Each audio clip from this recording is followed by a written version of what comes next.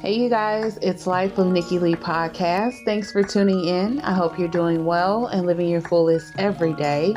Happy Saturday to you guys. I hope that you're having a wonderful weekend. And shout out to all my veterans. Thank you for your service. Thank you for everything that you've done for this country. Thank you to all active military and all the people in the world that are doing all they can to fight the good fight and keep us safe. God bless you all. So today we want to talk about what's going on with Keke Palmer and Darius Jackson. Now, before I start off, let me just say this. I feel like any man that puts his hand on a woman, you are an absolute coward. And you deserve whatever, consequences come behind that. Because no matter how you may feel about a certain situation, it does not warrant you to go as far as putting your hands on someone, especially not someone that you have a child with.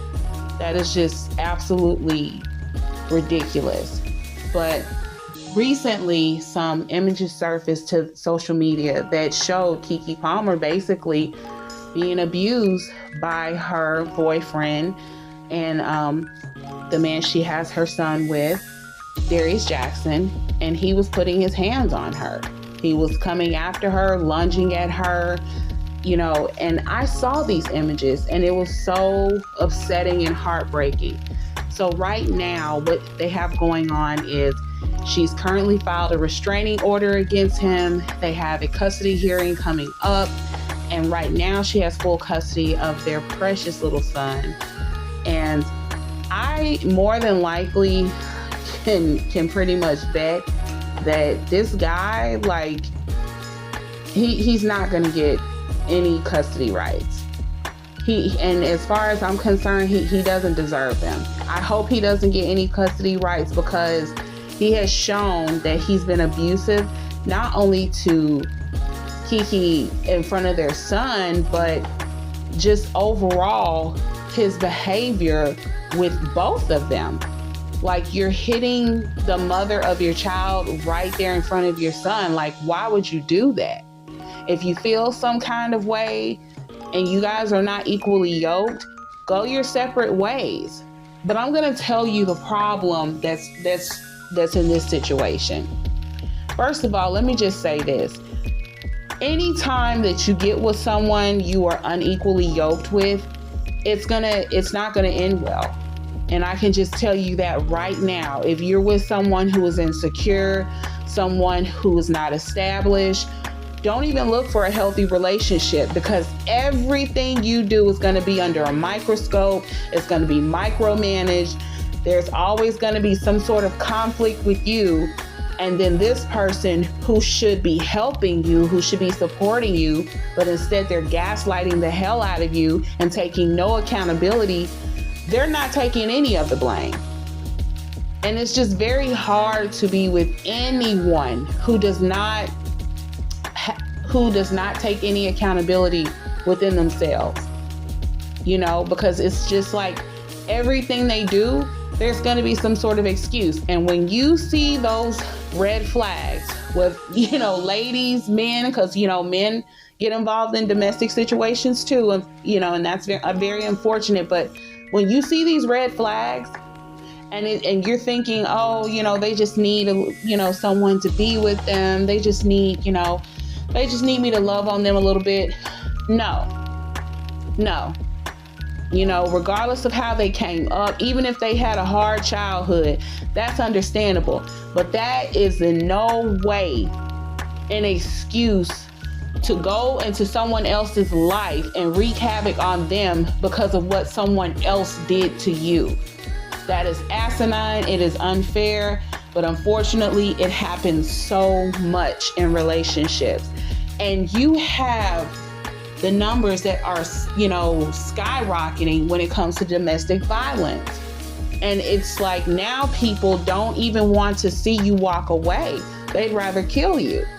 They'd rather kill you than see you walk away with your happiness. And you just have to look at some triggering signs that shows you're dealing with an unstable person. Now, when she, said what happened between her and Darius, all the things that she was saying, it started out with that mental and emotional abuse, and then it became physical. And I just have to say, even if you're in a situation where you're with someone and that person has not laid one finger on you, but they are, insulting you, they're verbally aggressive towards you, they're just saying whatever hurtful, mean things to say, taking little jabs at you whenever they can, and they know these words can hurt your feelings, because let's be real, words hurt. You can sit there and say that whole sticks and stones may break my bones, whatever. Words do hurt. And unfortunately, you can't take them back once you said them. So when you see someone who is starting off like that, first they're making you feel like you're the most wonderful person in the world, and you're just perfect. And then which they call love bombing, by the way. And then they go from that to not showing you any affection. They start, treating you indifferent. They start just acting like a completely different person. You have to understand all of that is intentional with an abuser. It's fully intentional. See, the thing is, it's kind of like you're going fishing. You got to throw the bait out there. You're going to see who's going to take it. And then once you reel them in, they're done for. And they're going to do whatever they can to keep you, to trap you, and whatever. And that's, again, why I say you really got to get to know somebody before you live with them, become physically, intimate with them, especially having a child.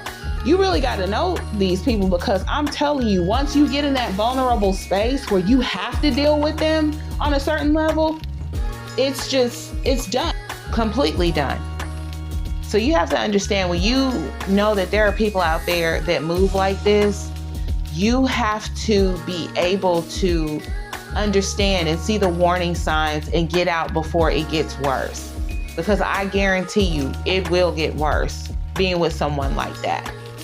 And I know several people who were in my life who are no longer here because they met the wrong people.